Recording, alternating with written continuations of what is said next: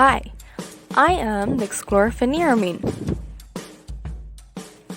Let's talk about my drug name. I am usually called by my generic name Dexchlorpheniramine, but my brand names are Polaramine and Polaramine Repetabs. And this is my chemical name.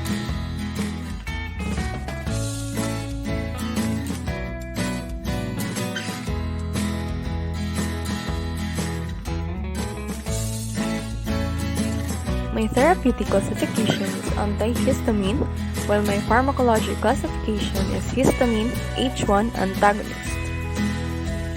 I am under FDA pregnancy category B, as studies in animals did not show teratogenic effects, and in human pregnancy there is no control details.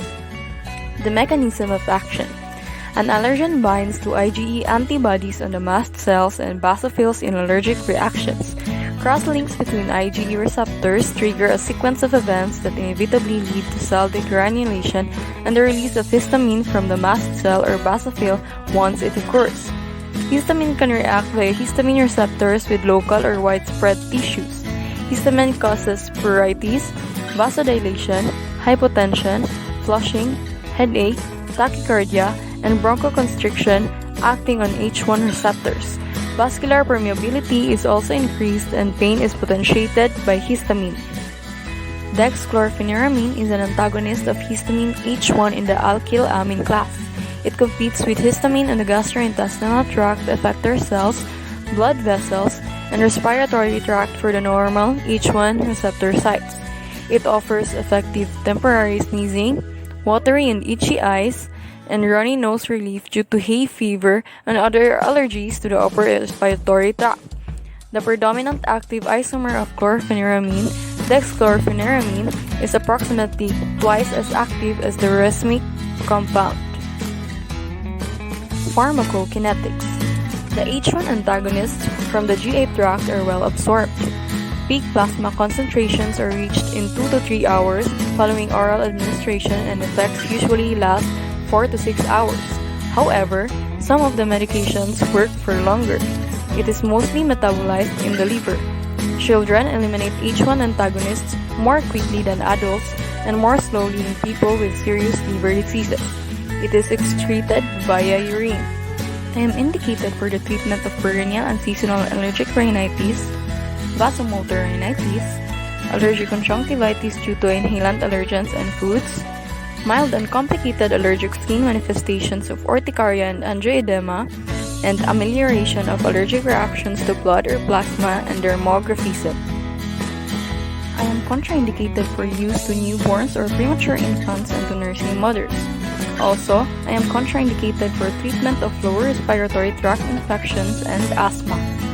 In the nervous system, the side and adverse effects are abnormal or involuntary facial movements, blurred vision, central nervous system depression, chills, disturbed coordination, dizziness, double vision, drowsiness, faintness, fast heart rate, headache, insomnia, irregular heartbeats, irritability, nausea, nervousness, numbness and tingling, palpitations, problems with memory or concentration, restlessness or excitability, ringing in the ears, sedation ranging from mild drowsiness to deep sleep, seizures, and spinning sensation or vertigo.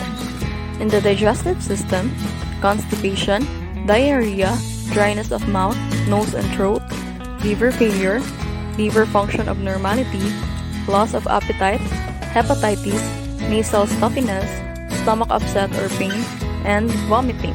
In the cardiovascular system, low blood pressure, low platelet count, low red blood cell, white blood cell and platelet count, low white blood cell count, agranulocytosis, ECG changes, hemolytic anemia, and high blood pressure. In the muscular system is the muscular weakness. In the respiratory system, thickening of bronchial secretions and tightness of the chest. And urinary system is urinary retention. Nursing responsibilities before, during, and after. Before administration, The nurse should conduct assessment, history taking, and physical examination. For the history, the nurse should assess for any history of allergy to antihistamines, narrow-angle glaucoma, stenosing peptic ulcer, symptomatic prostatic hypertrophy, asthmatic attack, bladder neck obstruction, pyloroduodenal obstruction, pregnancy and lactation, and prolonged QT interval, which are contraindications to the use of the drug, and renal or hepatic impairment, which requires cautioned use of the drug.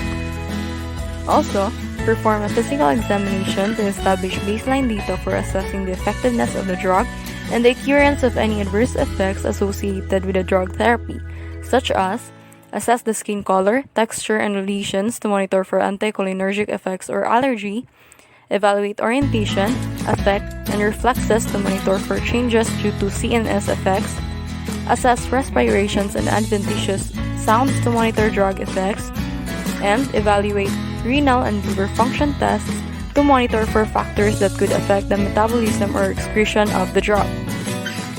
During the administration of the drug, the nurse must educate the client on Dexchlorpheniramine to enhance patient knowledge about the drug therapy and promote compliance, determine the correct drug, assess the patient's ability to self-administer, determine the right time that the patient should receive it, provide safety measures as appropriate if CNS effects occur to prevent patient injury, administer with food if GA upset occurs, caution patient not to crush or chew SR preparations, caution the patient to avoid alcohol while taking these drugs because serious sedation can occur, arrange for periodic blood tests during prolonged therapy, and document medications given through the prescribed route. After administration, the nurse must monitor patient response to the drug, monitor for adverse effects, evaluate effectiveness of the teaching plan, and monitor for the effectiveness of comfort and safety measures and compliance with the regimen.